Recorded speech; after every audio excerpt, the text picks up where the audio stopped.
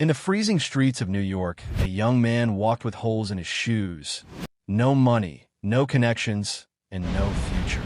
Today, that same man runs one of the most iconic companies in the world, serving over 100 million people a week.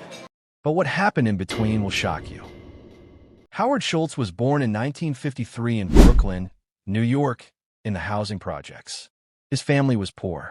His father worked low-paying jobs, often injured, unemployed, and angry. There was no backup, no opportunity, no plan B. Howard says, "Growing up, I never had a role model who wore a suit. But one thing kept him going: ambition." He managed to get into college through a sports scholarship. He worked multiple jobs, sold his own blood to pay tuition, and never stopped dreaming. After graduating, Howard worked in sales, but everything changed when he visited a small coffee shop in Seattle, a place called Starbucks.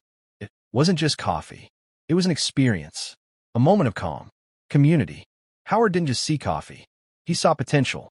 He begged the founders of Starbucks to let him help expand. They said no. He persisted. They finally gave in. He proposed turning coffee into a premium social experience like in Italy.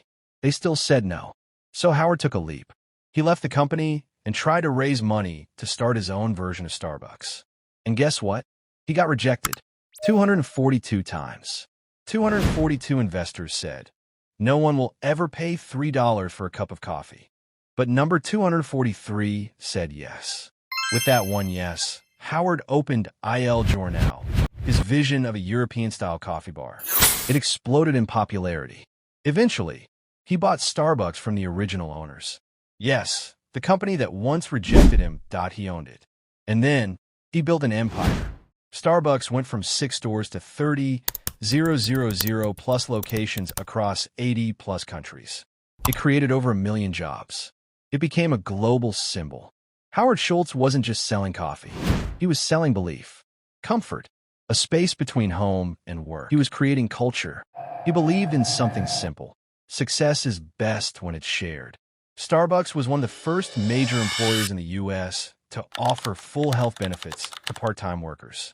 Stock options, scholarships. That's legacy thinking. He never forgot where he came from because pain was his compass. He never wanted to be rich. He wanted to be free. From watching his dad break down after being fired to building one of the world's biggest brands, Howard Schultz showed the world something powerful.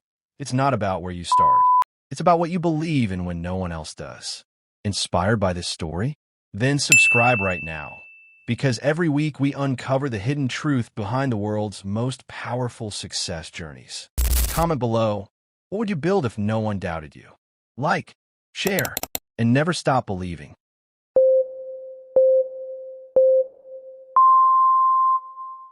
You're a billionaire, and they are your employees. The imbalance of power is extreme. This monarch of billionaire, let's just get at that, okay? I grew up in federally subsidized housing. Let me finish. I grew up in federally subsidized housing. My parents never owned a home. I came from nothing. I thought my entire life was based on the achievement of the American dream.